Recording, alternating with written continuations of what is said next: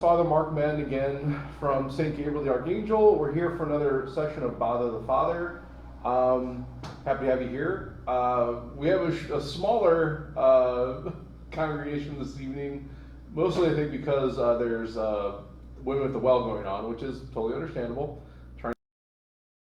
But if anyone's watching online eventually, which there's nobody right now, but maybe we'll get some in the future, please feel free to ask questions, write them in the comments, and I'll be checking them out every so often to see what's happening. So, there was one person who was going to be here tonight who decided not to come, or maybe they're just running late, I don't know. But there was a question this past weekend about the topic of my homily, which is at the 6:30 Mass. And the topic was the difference between morality and sinfulness. And so the question really was, what was the difference? In the gospel this past week, when you hear Jesus telling us that comes from within that defiles. The things that come from without, they're kind of more or less neutral. But it's what we do with the things from without that actually defines whether it's wrong or right. And that's kind of at the crux. That's kind of at the definition of the difference between morality and sinfulness. So a good distinction. It's always good to make distinctions when we're talking about these things to help us understand better what the differences may be. Morality is more of an objective observance. For instance, so the example I used in my homily was someone who maybe robs a bank. So we could say with great certitude that someone who robs a bank, that act would be very immoral. And the reason being is because it's wrong to take something that's not yours. Obviously, right? Do unto others as you'd have them do unto you, the golden rule. Objectively speaking, we see someone robbing a bank, or someone, I think that the actual example I used in the homily was you have a man who is starving. He lost his job. He had no other options. He exerted every avenue to try to help himself, and he just couldn't make ends meet. And so he went to visit a chain store. A loaf of bread rolled off the rack on his feet, and so he picked it up. He thought about it a little bit, and then he put the bread back on the rack and walked out. So the question was, would taking the bread have been moral? Would it have been justified, or would it be sinful? So, objectively speaking, we would say that the action, if he did take the bread, obviously he didn't take the bread in this example, which meant it was neither sinful nor immoral, so therefore it was a good act. But if he did, based on the circumstances, would it have been okay? And we would say, objectively speaking, that it would be immoral to take the bread. The bread did not belong to him. Typically in these circumstances, we also have to ask ourselves, what are the options available to you? So let's say the bread hit the floor, the man picked it up, and he took it to the manager and said, hey, look, this bread fell on the floor, can I take it? It's already fell on the floor, the value is going to go down anyway, it wouldn't hurt this big chain store to take this and go feed my family, can I have it? And we would hope that most people, humans that are moral agents, would say, yeah, sure, go ahead, right? But if he didn't do that, that's where the sinfulness would really come into play. We would say no matter what, it'd be immoral to take it, period. He may be justified, though, and actually the culpability would be incredibly reduced because of the circumstances he's in. So because his family's starving, he's not actually, the actual act that he's doing is not actually stealing, it's trying to provide for his family. And the circumstances are such that he has no other options, and his intentions are good to actually feed his family, you could actually argue reasonably that even though it's immoral, it would be justified in doing that. Provided there were no other options to that person, he exerted every other way and thought about every other option he could have possibly done, tried to find every best way to do it, he could still be justified. Now, sinfulness is always going to be interior. It's always subjective. So in that, we have to understand, well, did the man know that taking this would be wrong? Was his thought process and deliberation that he actually was cognizant of stealing, or the fact that he actually was trying to feed his family, would that override that rational deliberation? Because it's still rational to feed your family. And that's why when it comes to sinfulness, we objectively cannot observe that. We cannot judge that. We can say, yeah, that act is wrong objectively, but the sinfulness is actually up to the person doing the act and God. Because only those two know the state of their conscience, the state of their heart, their character, and really what they're doing. And of course, that does, sinfulness in general, we have to have some knowledge of something wrong. But then the issue of what was it a mortal sin? Well, that's even a deeper deliberation that we have no control over, because again, you have to have full knowledge of what you're doing is wrong, and you still do it anyway. So sinfulness we cannot judge from our perspective. We can judge the act as moral and immoral, but we can't judge the actor as a sinner or not. That's not up to us to judge, that's up to God and the person doing it. So where that may come into play, practically speaking, is if we're in the confessional as a priest, and someone comes in and confesses something, my assumption is that it's mortal. That's why the person is confessing it. But I don't know that, based on just maybe in general what the person is telling me. I can maybe ask deeper questions and probe, but do I really need to? That would maybe impractical or imprudent, and also maybe make the person feel uncomfortable, which I don't want to do that as in persona Christi, of course, right? So typically you would assume, generally speaking, that whatever someone's confessing is mortal, because there was a deliberation going on, and there was full consent of the will in doing it. If there are questions raised, we can talk about that in the confessional, but typically that wouldn't be the best time to do that. Best time to really talk about those kind of things if you hear, or more so even spiritual direction. But just want to make that clear, because apparently the question was, that the heart of the question was really that. What's the difference between something that's moral and something that's sinful? And really the difference is, I can objectively observe something that's moral or immoral. I cannot, though, observe whether something is sinful or not. So that may be the main difference, and hope that clears up. And if the person were here, I'm sure there'll be some follow-up questions, but maybe there is. I don't know. If anyone's watching, if you want to ask some questions, feel free. People that are here, if they want to ask some questions, feel free. Yeah, again, this is Bob the Father. This is more of an open forum. So we basically just go until questions have been answered, or wait for questions to come. This could be a short night, could be a long one. We'll see what happens. I don't know. All right. Looks like we have one person watching right now, which is great. Do you have any questions? No, I was at 6:30 minutes. I did. I did hear the.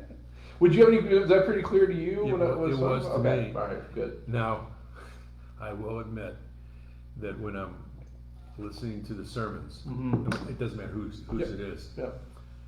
Since I'm an usher, I'm in back. I close my eyes and listen, because there's too many distractions when you're an usher. Sure. So it looks like I'm sleeping, but it's not.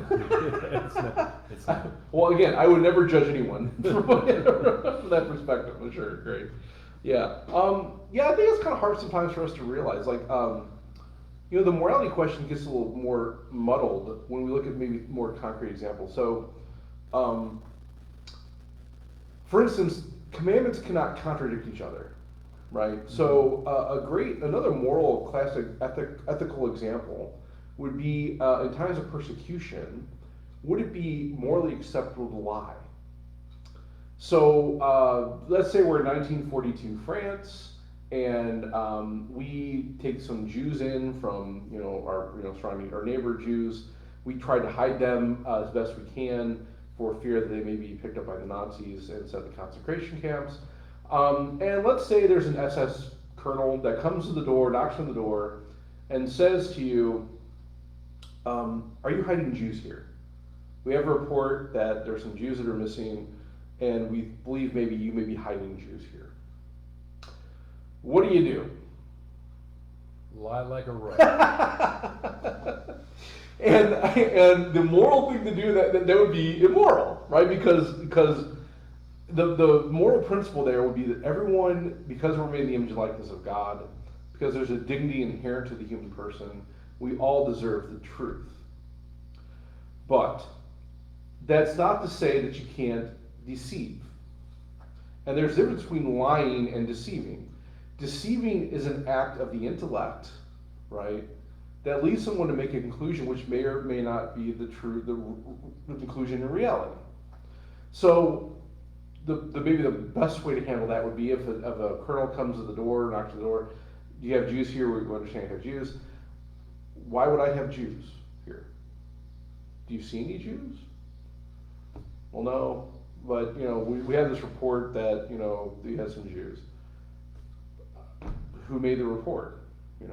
What? So you can definitely kind of maybe deceive to the point, maybe not giving the full truth. There's a classic example of Saint Athanasius, who was a 3rd century bishop, and under extreme persecution, he was being exiled by the emperor. And as he was traveling down the Nile, he lived more like in the Egyptian area.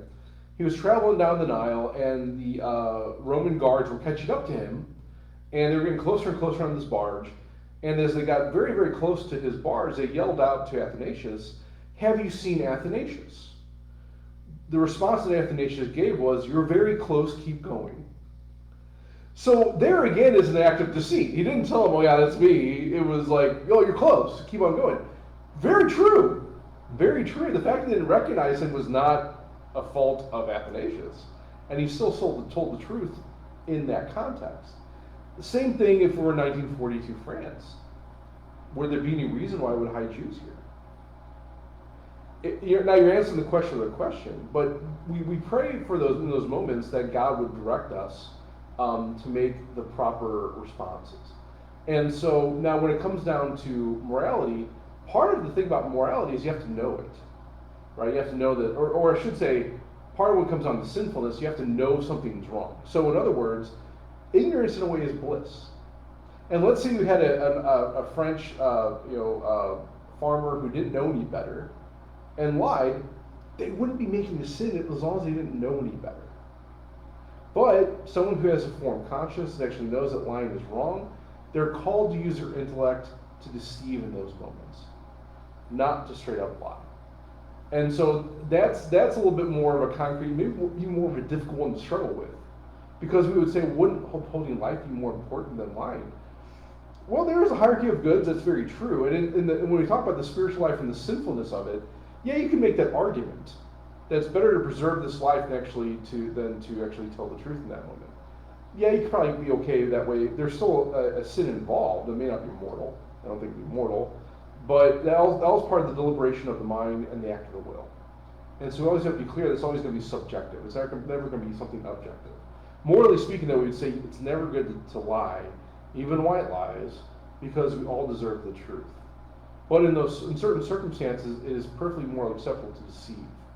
But that's different than actually telling an outright falsity. Well, I remember a little story. It's they asked this little 3rd grade boy, maybe 2nd grade, doesn't matter. Mm-hmm. Anyway, very young. And they said, "Is it okay to lie?"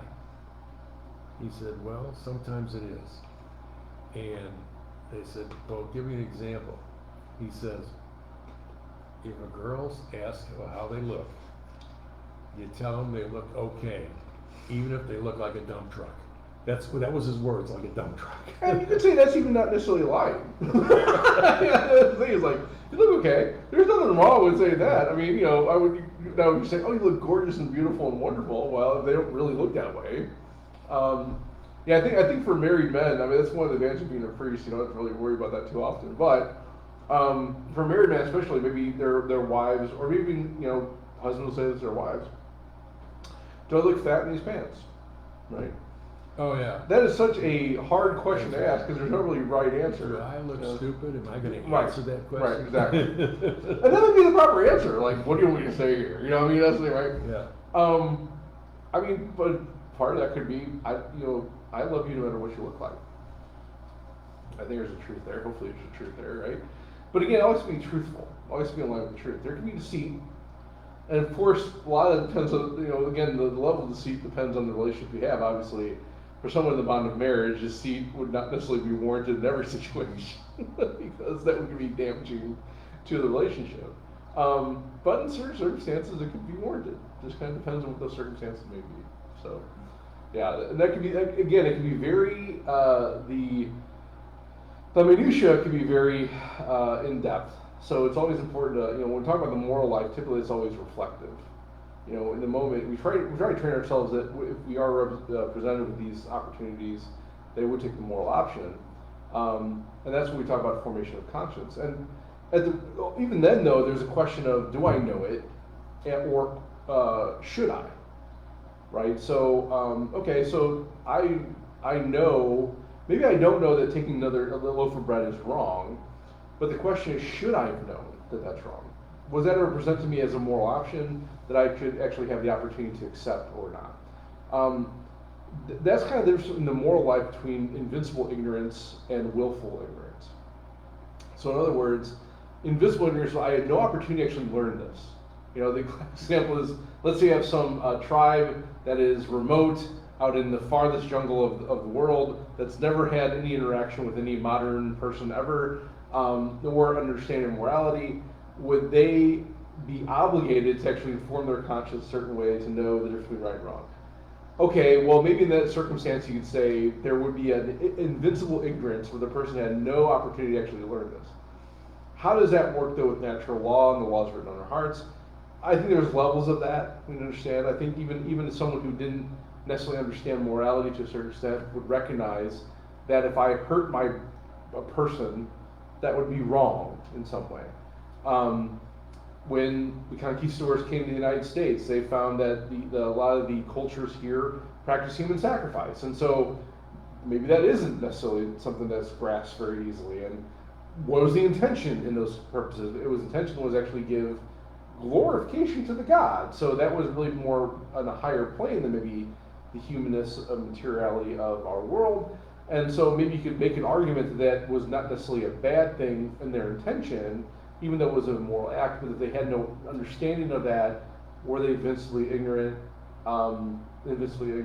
Maybe. That's different than, well, you know what, I was told at one point that, to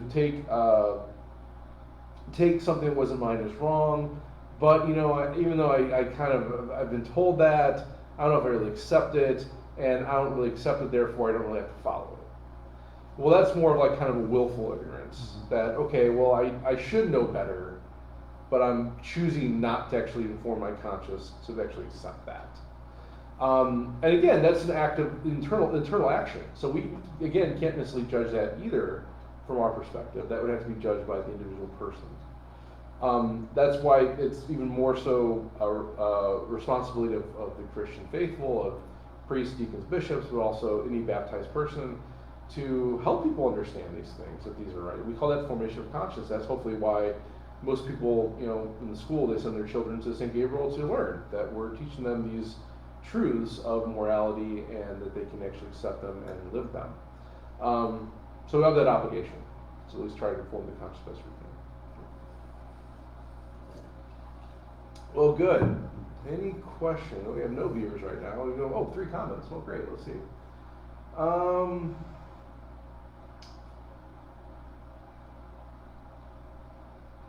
Okay, I'm not sure if there's a question here. For the Good family, the nuns for the Von Trapp family sort of lied. Well, okay, that was a movie. So, I mean, you could say that. I don't know off the top of my head that particular scene. I do know they went to the convent. I do know they were hidden in the convent. If I recall correctly, the Germans just kind of barged in. There was kind of a fumbling of the keys, I think, to give more time, if I recall that scene correctly. I think it was more deception. That could have been deception. I don't necessarily know if there was an outright lie involved with that. But in the real story, I don't know. I don't know enough about that real story to really make a determination on that. But for the movie, I don't know. I don't know. I don't recall that being the case, but I have to go back and watch it. Maybe someone will know better than I would. I don't know. So good point. Maybe, maybe not. I have no idea. I have to check. Well, good. Well, we have no one viewing right now. It is, let me get some text here. Maybe someone texted me a question. don't know. Let's see. Now, I remember in high school, I learned very quickly, never, ever, ever lie to the teachers. Deception was fine, but if you did something, admit it right away, Yeah. because the punishment was unbelievably lessened by telling the truth. Yeah. If they found it out, you lied, oh Yeah. my gosh, you get it at school, and then you get it at home. Yeah. You get it in school again. Yeah, and I think that's just good counsel. I mean, for anybody who maybe has confesses in a lying, I think it's always good to let us, I think sometimes we lie out of fear, or fear of punishment, or maybe fear that we get a lost reputation, or fear of maybe hurting someone's feelings, right? Yeah, those can be kind of overpowering, but we also understand that truth is always directed towards the good, the beautiful, and it's always an act of love. And so even if we think, well, I don't want to get into an argument, or I don't want to save the person's feelings, you're not really helping that person along, because like you say, it's going to be worse if I keep the lie going. Yeah. Because not only do I have to keep the lie going, but also You have to come up with another lie and, to cover the first one. and eventually the truth is going to come out. In which case, well, how deep does that go? Yeah, it's a good. I think it's just good practical counsel to say, yeah, you just better just do it right off the bat. And I think it's kind of hard to train yourself to do that. I think because we're kind of put in situations where, and we call them white lies, of course, because they're what harm are they really doing? Well, maybe not much initially, but over time they cause much more harm than good. And in reality, I mean, a relationship that's based on falsity is not really a good relationship at all anyway. Yeah, and sometimes it's like, okay, my wife makes a meal, and I don't say anything about it. Yep. Then she asks the fatal question, what'd you think of it? Not much. Yeah, but there's always like, it was fine. Yeah, and so, and she never has learned that when I don't say anything about something, it's, just gonna leave it alone. And there may be something to that too, that there may be something about picking a fight sometimes. Oh, yeah. Yeah. Because sometimes they're asking just so they can maybe start that conversation in some way. I've always, maybe it's also important to focus on what the purpose of it is. So well, I was filled and I was nourished, so therefore, Yeah. it met its purpose. The end was met, so perfect. We're good to go. So I think it's always important to put things in context, and again, the morality is always something objectively observed, but the sinfulness is always something that's subjective. Yeah, I just found out, just over the years, you find out it's a whole lot better just to tell them the truth. Yeah. Than to make up a story or whatever. Yeah. Because, like I said, the consequences are just nothing if you tell the truth. Yeah. We it's something to work. They said, well, why don't you backdate it? No, I don't backdate it. Right. This is the date I wrote it. This is the date I'm putting. Right. And then we had another department, they backdate stuff all the time. Why are you backdating it? And theirs was actually because they were accounting people. They backdated it because that was when it was supposed to have happened or whatever it was. Oh. And they said if we don't backdate it and we put today's date, it looks like we're trying to hide something. So one department has a totally different view of backdating something than another department, and neither one are trying to deceive. Right. Yeah. That's kind of an interesting scenario. I mean, it can be kind of complicated pretty quick, I guess, when you look at those kind of things. Oh yeah. And that's really typically what it falls to. Like the practicality of it really comes down to play. Like even the example with the man with the bread. I mean, practically speaking, there's probably for people that are, especially in the first world, even in the third world, there's going to be options for people. You know, the charity is always something to be given. And now you may not know exactly what all the avenues are to receive that charity. And maybe that might be where the condition may lie. But the practicality of it is always very important. Like how likely is this really to occur in those such situations? Well, when you were saying your sermon, the very first thing I thought about, especially when you said a loaf of bread, Yeah. I thought, Les Miserables. Oh, sure, yeah. And, yeah. What did the guy go to prison for 20 Yeah, years or yeah, some other thing yeah. for stealing one Yeah. loaf of bread to feed his family? Jean Valjean, right? Yeah. That's funny because I think the example was brought up to me that day by the person that was asking the questions, and like Jean Valjean, I was like, yeah, kind of. So was it a moral act? Yeah. Was he justified? Well, sure. Was it sinful? Well, I would say no. I mean, I'd imagine the person who's doing that for a good reason, he's doing it really for a good, not necessarily for an evil. And that's another thing when we talk about sinfulness. I mean, one of the big problems with sinfulness is that we actually see a good in sin, or else we wouldn't do it. The problem is that we don't necessarily order those goods to their highest end. So in other words, there's a good in eating, right? There's even a good in consuming a lot of food, right? But when we consume too much, that actually affects our health. It also is not directed towards the good of another, because are we actually more engaging in greed than we are with sharing and charity? So that's what we're really looking at. That even let's say many people deal with the sin of lust. Well, there's a good in procreation, and when actually looking at another human being and seeing the good in them, and even good in procreation in general. But if that's ordered, if it's been done in a disordered way where the proper end is not the object, that's where the sin lies. Not in the fact that there's an attractive woman and I would like to procreate with her. It's the fact that, well, I'm not married to her and I'm not seeing the good in her as another human being. That's I think what we understand is there's a hierarchy of goods, and a lot of times the sin is not the fact that we're doing actually evil. Our objective is actually to reach a good, but the problem is that good is lower than the good we're actually called to. And that's, I think, when we talk about sin, where the basis of it really lies. Because again, there's the philosophical attitude would be if we wouldn't do it if there weren't a good. And there is a good. Yeah. Pleasure, obtaining things, they're not necessarily bad.